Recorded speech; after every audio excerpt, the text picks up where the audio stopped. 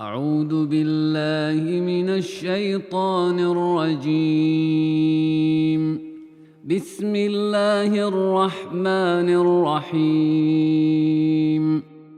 لن تنالوا البر حتى تنفقوا مما تحبون وما تنفقوا من شيء فإن الله به عليم. كل الطعام كان حلا لبني إسرائيل إلا ما حرم إسرائيل على نفسه من قبل أن تنزل التوراة. قل فأتوا بالتوراة فاتلوها إن كنتم صادقين. فمن افترى على الله الكذب من بعد ذلك فأولئك هم الظالمون. قل صدق الله. فاتبعوا ملة إبراهيم حنيفا وما كان من المشركين. إن أول بيت وضع للناس للذي ببكة مباركا وهدى للعالمين. فيه آيات بينات مقام إبراهيم ومن دخله كان آمناً. ولله على الناس حج البيت من استطاع إليه سبيلا ومن كفر فإن الله غني عن العالمين.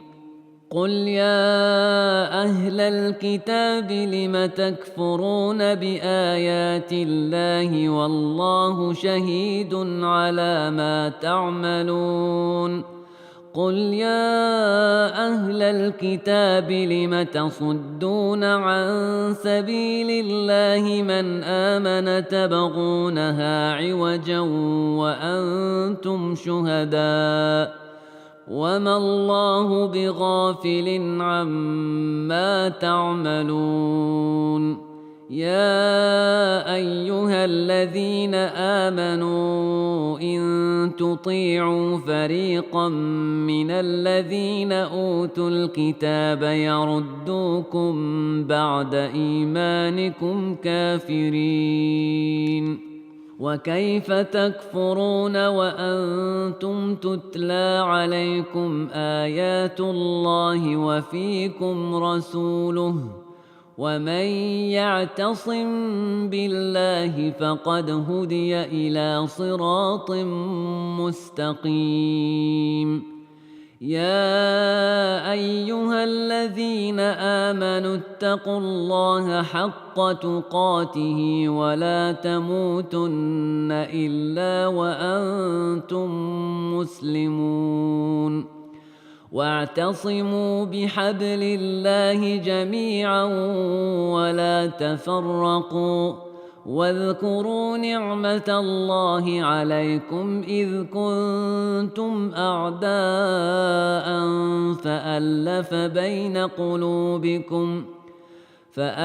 بين قلوبكم فأصبحتم بنعمته إخوانا وكنتم على شفا حفرة من النار فأنقذكم منها. كذلك يبين الله لكم آياته لعلكم تهتدون. ولتكن منكم أمة يدعون إلى الخير ويأمرون بالمعروف وينهون عن المنكر وأولئك هم المفلحون. ولا تكونوا كالذين تفرقوا واختلفوا من بعد ما جاءهم البينات وأولئك لهم عذاب عظيم. يوم تبيض وجوه وتسود وجوه، فأما الذين اسودت وجوههم أكفرتم بعد إيمانكم فذوقوا العذاب بما كنتم تكفرون. وأما الذين ابيضت وجوههم ففي رحمة الله هم فيها خالدون. تلك آيات الله نتلوها عليك بالحق، وما الله يريد ظلما للعالمين. ولله ما في السماوات وما في الأرض، وإلى الله ترجع الأمور. كنتم خير أمة أخرجت للناس تأمرون بالمعروف وتنهون عن المنكر وتؤمنون بالله، ولو آمن أهل الكتاب لكان خيرا لهم، منهم المؤمنون وأكثرهم الفاسقون. لن يضروكم إلا أذى، وإن يقاتلوكم يولوكم الأدبار ثم لا ينصرون. ضربت عليهم الذلة أينما ثقفوا إلا بحبل من الله وحبل من الناس، وباءوا بغضب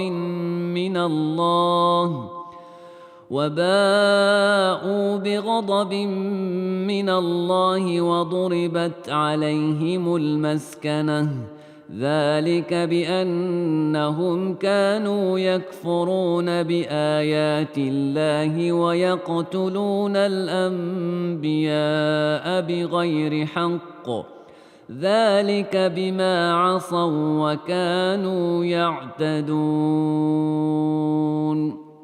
ليسوا سواء من أهل الكتاب أمة قائمة يتلون آيات الله آناء الليل وهم يسجدون، يؤمنون بالله واليوم الآخر ويأمرون بالمعروف وينهون عن المنكر ويسارعون في الخيرات، وأولئك من الصالحين. وما يفعلوا من خير فلن يكفروه، والله عليم بالمتقين.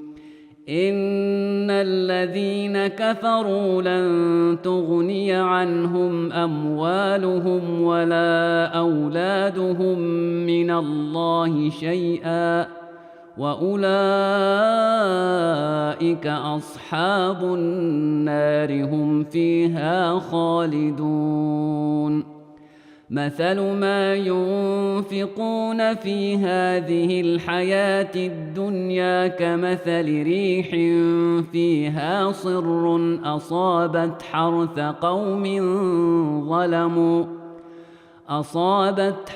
قوم ظلموا أنفسهم فأهلكته، وما ظلمهم الله ولكن أنفسهم يظلمون. يا أيها الذين آمنوا لا تتخذوا بطانة من دونكم لا يألونكم خبالا ودوا ما عنتم قد بدت البغضاء من أفواههم وما تخفي صدورهم أكبر، قد بينا لكم الآيات إن كنتم تعقلون. ها أنتم أولئك تحبونهم ولا يحبونكم وتؤمنون بالكتاب كله وإذا لقوكم قالوا آمنا وإذا خلوا عضوا عليكم الأنامل من الغيظ قل موتوا بغيظكم إن الله عليم بذات الصدور. إن تمسسكم حسنة تسؤهم وإن تصبكم سيئة يفرحوا بها وإن تصبروا وتتقوا لا يضركم كيدهم شيئا إن الله بما يعملون محيط. وإذ غدوت من أهلك تبوئ المؤمنين مقاعد للقتال والله سميع عليم. إذ همت طائفتان منكم أن تفشلا والله وليهما وعلى الله فليتوكل المؤمنون. ولقد نصركم الله ببدر وأنتم أذلة فاتقوا الله لعلكم تشكرون. إذ تقول للمؤمنين ألن يكفيكم أن يمدكم ربكم ب3,000 من الملائكة منزلين بلى إن تصبروا وتتقوا ويأتوكم من فورهم هذا يمددكم ربكم ب5,000 من الملائكة مسومين وما جعله الله إلا بشرى لكم ولتطمئن قلوبكم به وما النصر إلا من عند الله العزيز الحكيم. ليقطع طرفا من الذين كفروا أو يكبتهم فينقلبوا خائبين. ليس لك من الأمر شيء أو يتوب عليهم أو يعذبهم فإنهم ظالمون. ولله ما في السماوات وما في الأرض يغفر لمن يشاء ويعذب من يشاء والله غفور رحيم. يا أيها الذين آمنوا لا تأكلوا الربا أضعافا مضاعفة واتقوا الله لعلكم تفلحون. واتقوا النار التي أعدت للكافرين وأطيعوا الله والرسول لعلكم ترحمون. وسارعوا إلى مغفرة من ربكم وجنة عرضها السماوات والأرض أعدت للمتقين الذين ينفقون في السراء والضراء والكاظمين الغيظ والعافين عن الناس والله يحب المحسنين. والذين إذا فعلوا فاحشة أو ظلموا أنفسهم ذكروا الله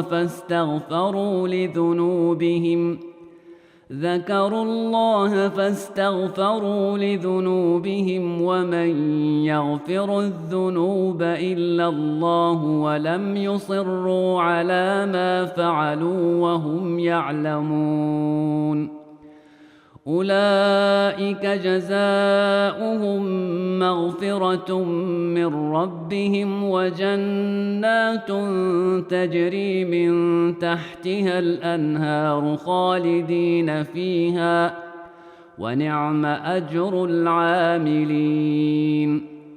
قد خلت من قبلكم سنن فسيروا في الأرض فانظروا كيف كان عاقبة المكذبين.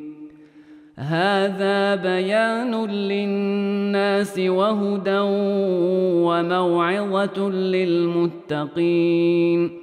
ولا تهنوا ولا تحزنوا وأنتم الأعلون إن كنتم مؤمنين. إن يمسسكم قرح فقد مس القوم قرح مثله وتلك الأيام نداولها بين الناس وليعلم الله الذين آمنوا ويتخذ منكم شهداء والله لا يحب الظالمين. وليمحص الله الذين آمنوا ويمحق الكافرين. أم حسبتم أن تدخلوا الجنة ولما يعلم الله الذين جاهدوا منكم ويعلم الصابرين؟ ولقد كنتم تمنون الموت من قبل أن تلقوه فقد رأيتموه وأنتم تنظرون. وما محمد إلا رسول قد خلت من قبله الرسل أفإن مات أو قتلا انقلبتم على أعقابكم ومن ينقلب على عقبيه فلن يضر الله شيئا وسيجزي الله الشاكرين. وما كان لنفس أن تموت إلا بإذن الله كتابا مؤجلا ومن يرد ثواب الدنيا نؤته منها ومن يرد ثواب الآخرة نؤته منها وسنجزي الشاكرين.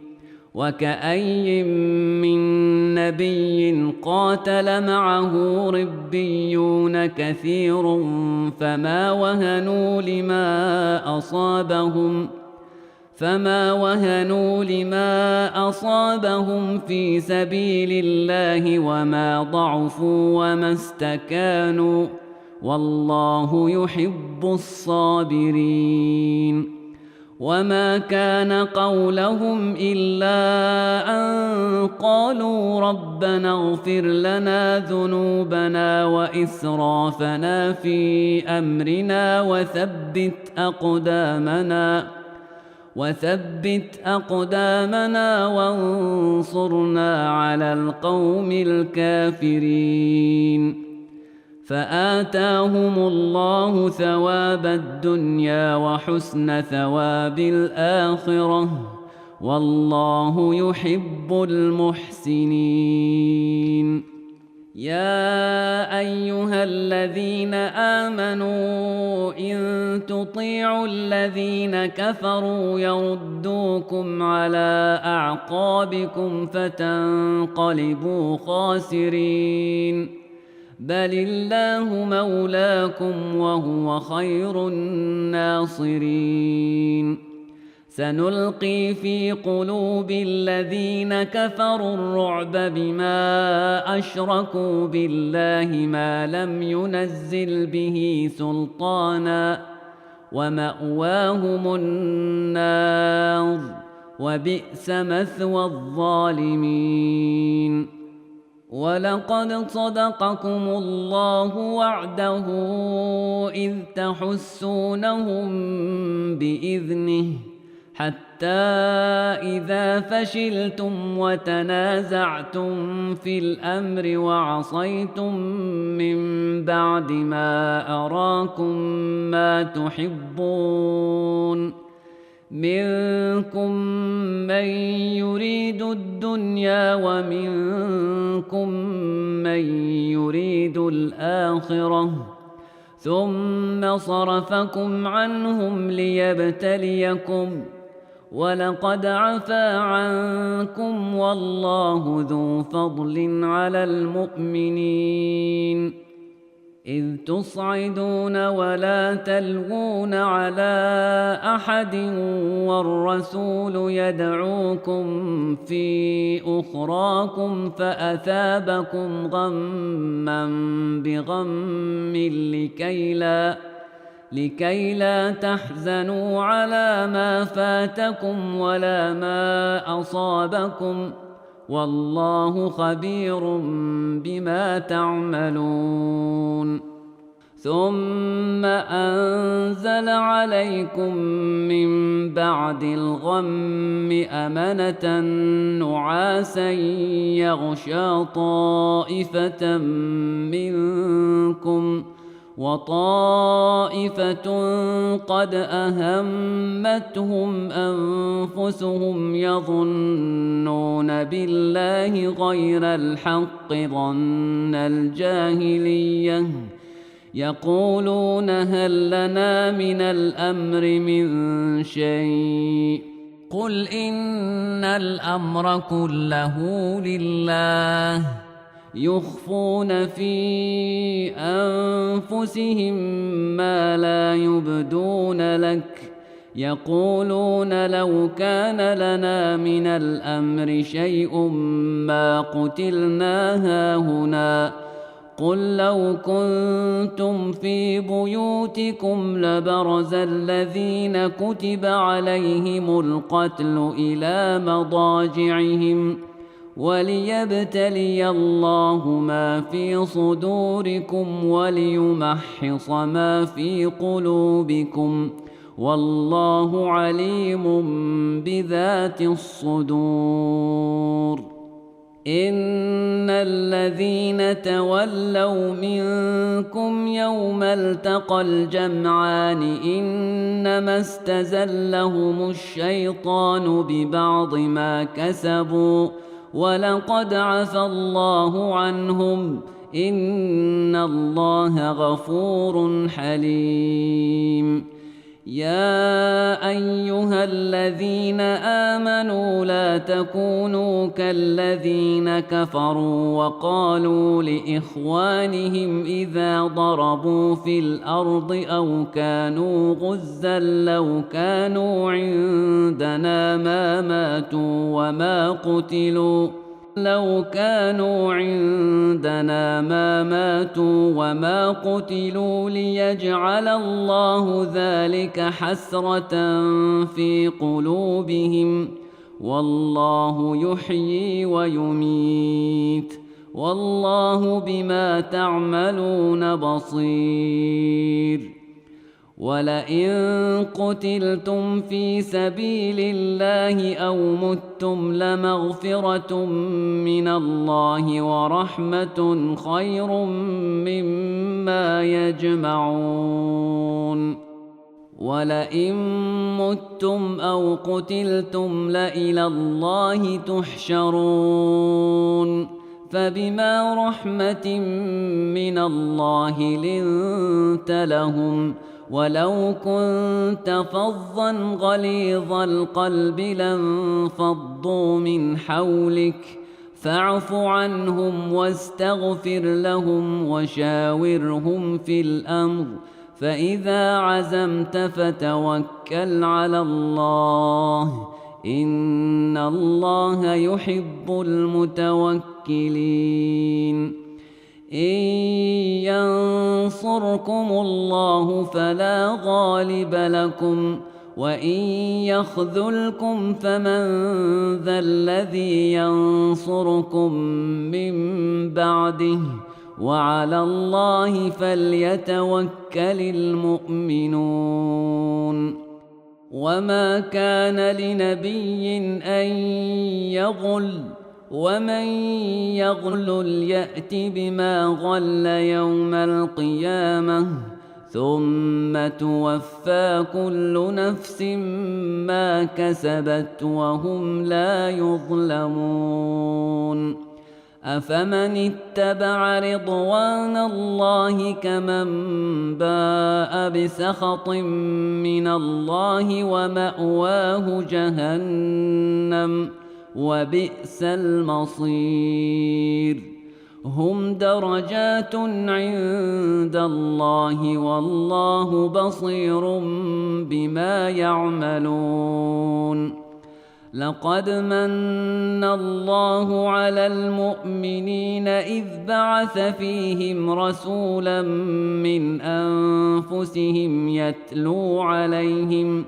يتلو عليهم آياته ويزكيهم ويعلمهم الكتاب والحكمة وإن كانوا من قبل لفي ضلال مبين أولما أصابتكم مصيبة قد أصبتم مثليها قلتم أنى هذا قل هو من عند أنفسكم إن الله على كل شيء قدير وما أصابكم يوم التقى الجمعان فبإذن الله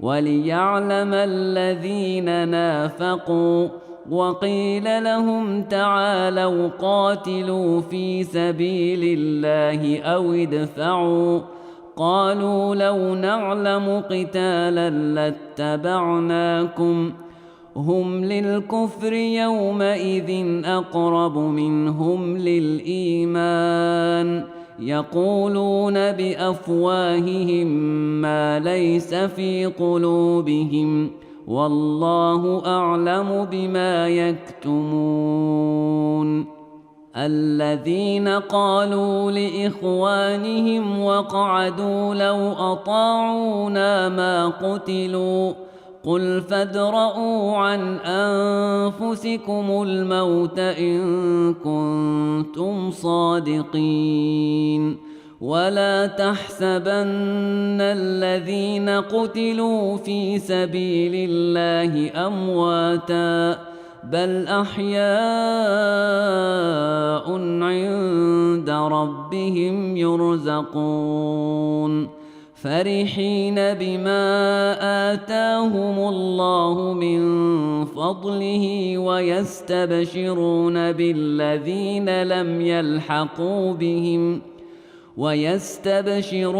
بالذين لم يلحقوا بهم من خلفهم ألا خوف عليهم ولا هم يحزنون يستبشرون بنعمة من الله وفضل وأن الله لا يضيع أجر المؤمنين الذين استجابوا لله والرسول من بعد ما أصابهم القرح للذين أحسنوا منهم واتقوا أجر عظيم الذين قال لهم الناس إن الناس قد جمعوا لكم فاخشوهم فزادهم إيمانا وقالوا حسبنا الله ونعم الوكيل فانقلبوا بنعمة من الله وفضل لم يمسسهم سوء واتبعوا رضوان الله والله ذو فضل عظيم إنما ذلكم الشيطان يخوف أولياءه فلا تخافوهم وخافون إن كنتم مؤمنين ولا يحزنك الذين يسارعون في الكفر إنهم لن يضروا الله شيئا يريد الله ألا يجعل لهم حظا في الآخرة ولهم عذاب عظيم إن الذين اشتروا الكفر بالإيمان لن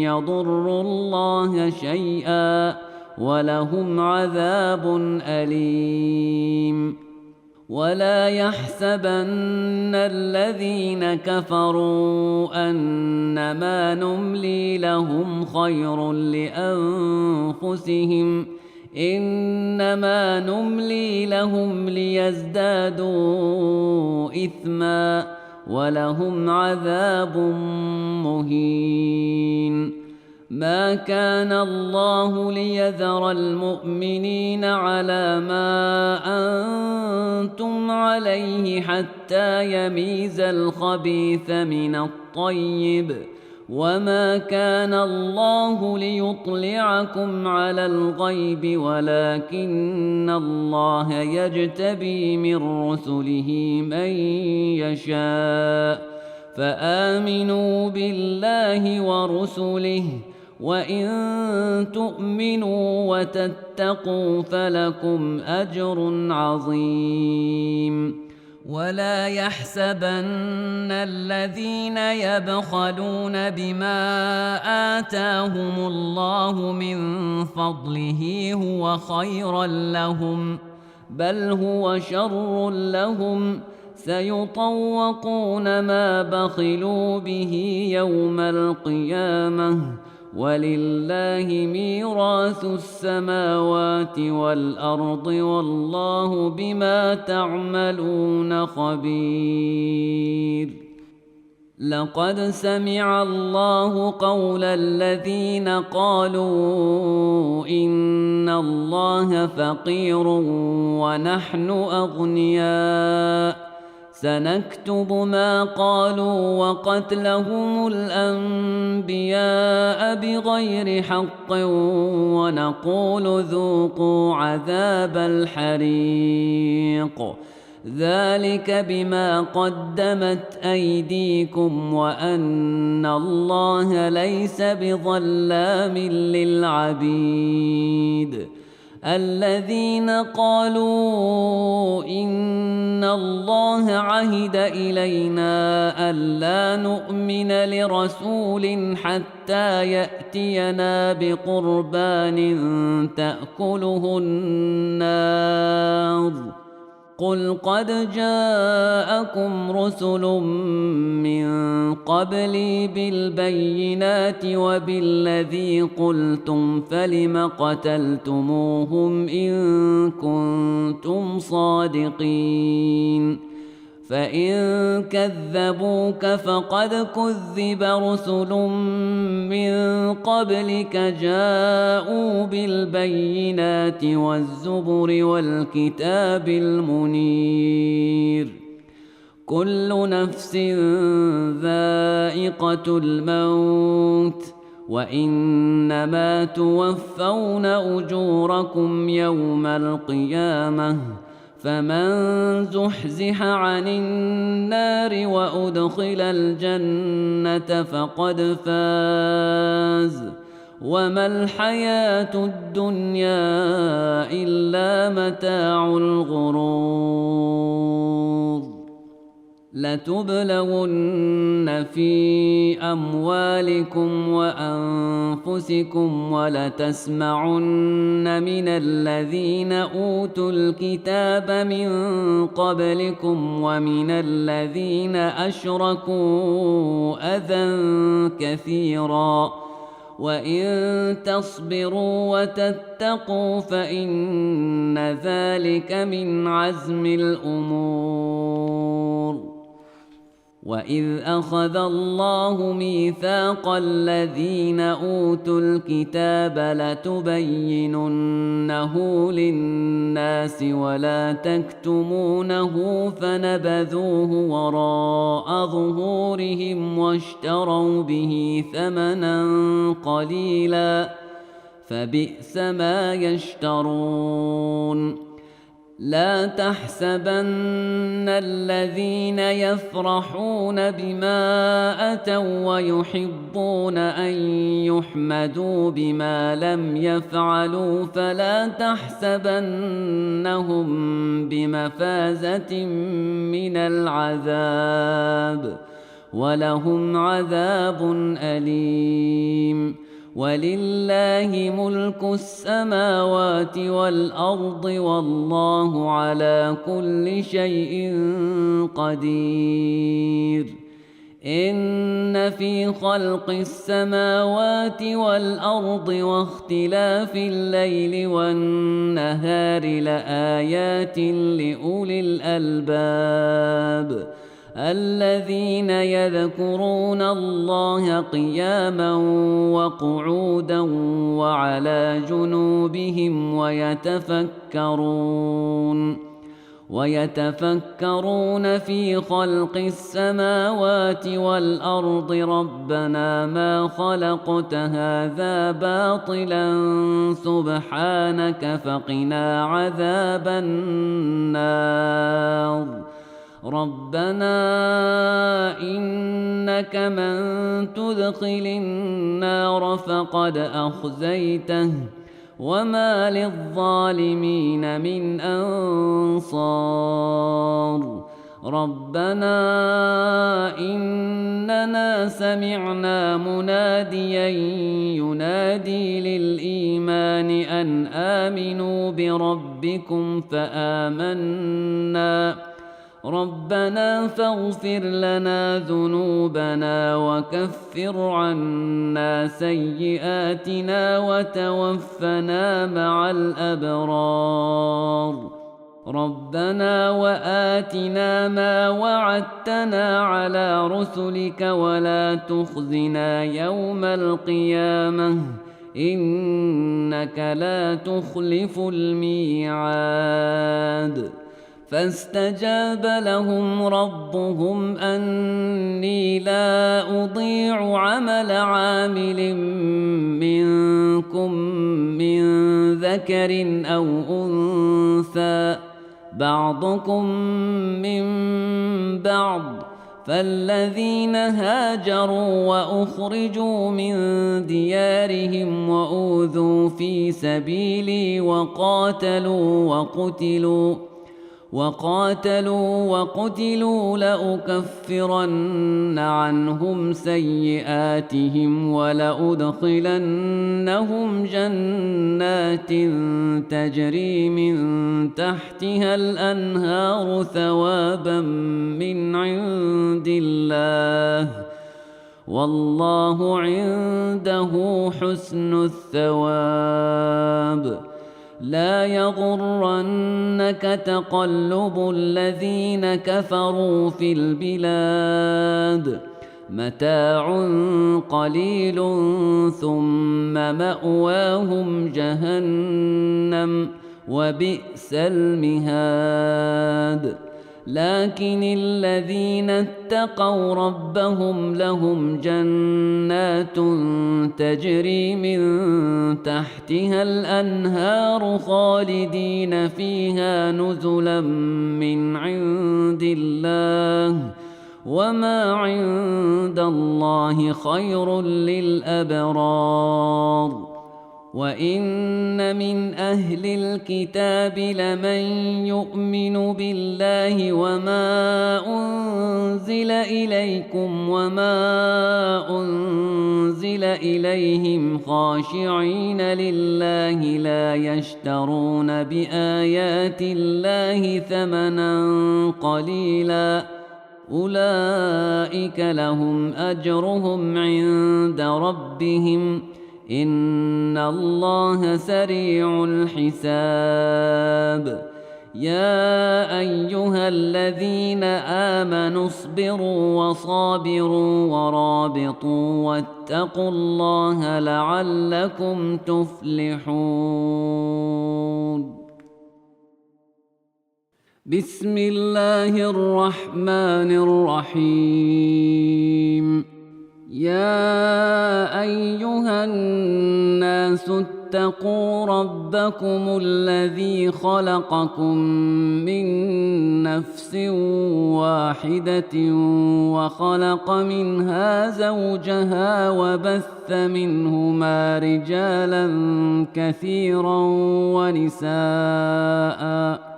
واتقوا الله الذي تساءلون به والأرحام إن الله كان عليكم رقيبا. وآتوا اليتامى أموالهم ولا تتبدلوا الخبيث بالطيب ولا تأكلوا أموالهم إلى أموالكم إنه كان حوبا كبيرا. وإن خفتم ألا تقسطوا في اليتامى فانكحوا ما طاب لكم من النساء مثنى وثلاث ورباع، فإن خفتم ألا تعدلوا فواحدة أو ما ملكت أيمانكم ذلك أدنى ألا تعولوا. وآتوا النساء صدقاتهن نحلة فإن طبن لكم عن شيء منه نفسا فكلوه هنيئا مريئا. ولا تؤتوا السفهاء أموالكم التي جعل الله لكم قياما وارزقوهم فيها واكسوهم وقولوا لهم قولا معروفا. وابتلوا اليتامى حتى إذا بلغوا النكاح فإن آنستم منهم رشدا فادفعوا إليهم أموالهم ولا تأكلوها إسرافا وبدارا أن يكبروا. ومن كان غنيا فليستعفف ومن كان فقيرا فليأكل بالمعروف. فإذا دفعتم إليهم أموالهم فأشهدوا عليهم وكفى بالله حسيبا. للرجال نصيب مما ترك الوالدان والأقربون وللنساء نصيب مما ترك الوالدان والأقربون مما قل منه أو كثر نصيبا مفروضا. وإذا حضر القسمة أولو القربى واليتامى والمساكين فارزقوهم منه وقولوا لهم قولا معروفا.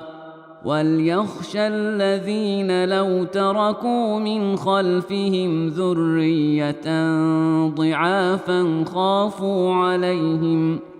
خافوا عليهم فليتقوا الله وليقولوا قولا سديدا. إن الذين يأكلون أموال اليتامى ظلما إنما يأكلون في بطونهم نارا وسيصلون سعيرا. يوصيكم الله في أولادكم للذكر مثل حظ الأنثيين فإن كن نساء فوق 2 فلهن ثلثا ما ترك، وإن كانت واحدة فلها النصف، ولأبويه لكل واحد منهما السدس مما ترك إن كان له ولد، فإن لم يكن له ولد وورثه أبواه فلأمه الثلث، فإن كان له إخوة فلأمه السدس من بعد وصية يوصي بها أو دين. آباؤكم وأبناؤكم لا تدرون أيهم أقرب لكم نفعا، فريضة من الله، إن الله كان عليما حكيما. ولكم نصف ما ترك أزواجكم إن لم يكن لهن ولد، فإن كان لهن ولد فلكم الربع مما تركن من بعد وصية يوصين بها أو دين، ولهن الربع مما تركتم إن لم يكن لكم ولد، فإن كان لكم ولد فلهن الثمن مما تركتم من بعد وصية توصون بها أو دين. وإن كان رجل يورث كلالة أو امرأة وله أخ أو أخت فلكل واحد منهما السدس، فإن كانوا أكثر من ذلك فهم شركاء في الثلث من بعد وصية يوصى بها أو دين غير مضار، وصية من الله، والله عليم حليم. تلك حدود الله، ومن يطع الله ورسوله يدخله جنات تجري من تحتها الأنهار خالدين فيها، وذلك الفوز العظيم. ومن يعص الله ورسوله ويتعد حدوده يدخله نارا خالدا فيها وله عذاب مهين. واللاتي يأتين الفاحشة من نسائكم فاستشهدوا عليهن 4 منكم، فإن شهدوا فأمسكوهن في البيوت حتى يتوفاهن الموت أو يجعل الله لهن سبيلا. واللذان يأتيانها منكم فآذوهما، فإن تابا وأصلحا فأعرضوا عنهما، إن الله كان توابا رحيما. إنما التوبة على الله للذين يعملون السوء بجهالة ثم يتوبون من قريب فأولئك يتوب الله عليهم، وكان الله عليما حكيما. وليست التوبة للذين يعملون السيئات حتى إذا حضر أحدهم الموت قال إني تبت الآن ولا الذين يموتون وهم كفار أولئك أعتدنا لهم عذابا أليما يا أيها الذين آمنوا لا يحل لكم أن ترثوا النساء كرها ولا تعضلوهن لتذهبوا ببعض ما آتيتموهن إلا أن يأتين بفاحشة مبينة وعاشروهن بالمعروف فإن كرهتموهن فعسى أن تكرهوا شيئا ويجعل الله فيه خيرا كثيرا وإن أردتم استبدال زوج مكان زوج وآتيتم إحداهن قنطارا فلا تأخذوا منه شيئا أتأخذونه بهتانا وإثما مبينا وكيف تأخذونه وقد أفضى بعضكم إلى بعض وأخذن منكم ميثاقا غليظا ولا تنكحوا ما نكح آباؤكم من النساء إلا ما قد سلف إنه كان فاحشة ومقتا وساء سبيلا حرمت عليكم أمهاتكم وبناتكم وأخواتكم وعماتكم وخالاتكم وبنات الأخ وبنات الأخت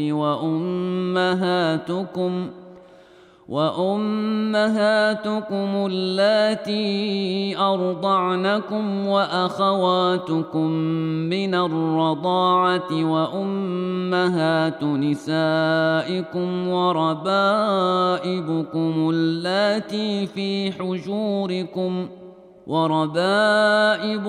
اللاتي في حجوركم من نسائكم اللاتي دخلتم بهن فإن لم تكونوا دخلتم بهن فلا جناح عليكم وحلائل أبنائكم الذين من أصلابكم وأن تجمعوا بين الأختين إلا ما قد سلف إن الله كان غفورا رحيما